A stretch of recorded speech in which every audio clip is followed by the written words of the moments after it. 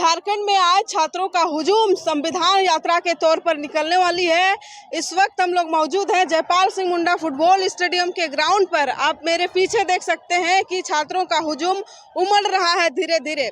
राज्य में कई ऐसे परीक्षाएं हैं जो कटघरे पर हैं, सवालों के घेरे पर हैं और हर छात्रों के अंदर एक उबाल है, गुस्सा है। चूंकि किसी का उम्र निकल गया है, कोई खेत बेचकर, कोई कहे कि मजदूरी करके अपना पढ़ाई जारी रख रहा था, लेकिन अब उन खुलासों को देखकर अब दिल नहीं कर रहा है कि वो पढ़ाई करे। वो गुस्सा आज दिखाएंगे छात्र। साथ ही हमारे साथ मौजूद हैं सहायक आचार्य के अभ्यर्थी जो मेहनत किए थे, रिजल्ट हुआ था, उसके बावजूद भी इन लोगों को निकाला गया है। क्या कुछ कहना चाहेंगे और क्या गड़बड़ियां हुई, कहां पर क्या हुई, पूरा तरीके से हम लोग जानते हैं। क्या नाम हुआ आपका? मेरा नाम सुलोचना कुमारी है। मैं क्या विषय है? सहायक आचार्य एग्जाम 2023 का दी थी।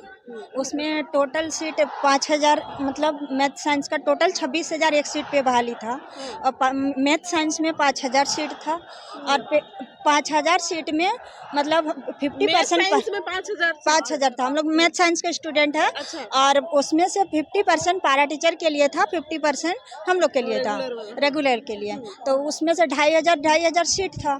तो उसमें रिजल्ट जब निकाला गया, उसमें 5,000 में से 2734 कैंडिडेट का रिजल्ट निकाला गया डीवी के लिए। अच्छा। हम लोग का डॉक्यूमेंट वेरिफिकेशन हुआ, तब रिजल्ट आया तो उतना सेट निकाला गया। तो 34 जो हुआ उसमें से फिर क्या बोलते हैं, फाइनल जब रिजल्ट देना था तब वो छाट के सीधे पहला रिजल्ट दे दिया। उसमें 1400 दिया था और मतलब एक रिवाइज 2700 रिजल्ट जो पहला बार जारी हुआ था उसमें भी छाट कर वो 1400 निकाला। फिर से और उसके सेकंड बार में उन्होंने कुछ रिजल्ट दिया, टोटल 1734 करके रिजल्ट दिया, उसमें 1700 निकाला। हाँ, उसके बाद हम लोग को जो था हवाला दिया गया कि हम लोग का मेरा कटअप जो मैथ साइंस में गया है, जनरल का जो कटअप गया है 188 गया है और हम लोग मेरा नंबर है 250। ठीक है। तो मेरा टेट में इसमें एक वो प्रदीप कुमार का जजमेंट लगाया गया जो राजस्थान का कैंडिडेट था। वो दिल्ली में फॉर्म भरा था, वो सीटेट वाला कैंडिडेट था। उसको दिल्ली में आरक्षण चाहिए था। वो ट्रिपल बेंच का जजमेंट था सुप्रीम कोर्ट का, उसको बीच में लोग मतलब लगा दिया। फिर जिसका रिजल्ट निकाला गया था उसको फिर उसके आधार पर बाहर किया गया। फिर हम लोग का डीवी जो हुआ उसका फाइनल रिजल्ट में हम लोग को रिजल्ट नहीं दिया गया। अब बताइए 5000 सीट में इतना मतलब 2734 ही पास हैं साइंस में। और वो चीज़ उसने मतलब हाईकोर्ट में भी बोला था कि मेरे पास साइंस के कैंडिडेट 2734 ही पास हैं, हम और डीवी नहीं कराएंगे। फिर भी हम लोग का रिजल्ट जो है रोक के रखा और अभी तक रिजल्ट नहीं दिया। और उसमें टेट का मुख्य आधार बना रहा है 90 बिलो और 90 एबव।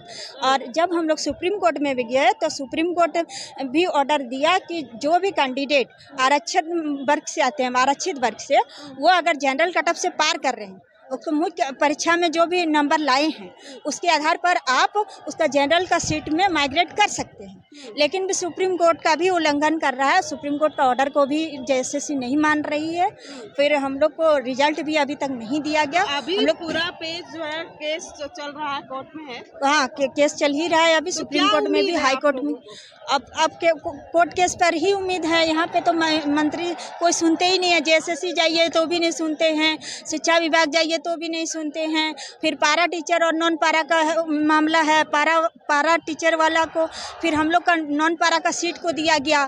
फिर कोई 500-600 बोलते हैं, लेकिन यहाँ हजारों कैंडिडेट को इधर लाया गया। फिर हम लोग का सीट को कैप्चर किया गया। इसका मंशा है कि सरकार को नौकरी देना ही नहीं है, कैंडिडेट को सरकार को नौकरी नहीं देना है।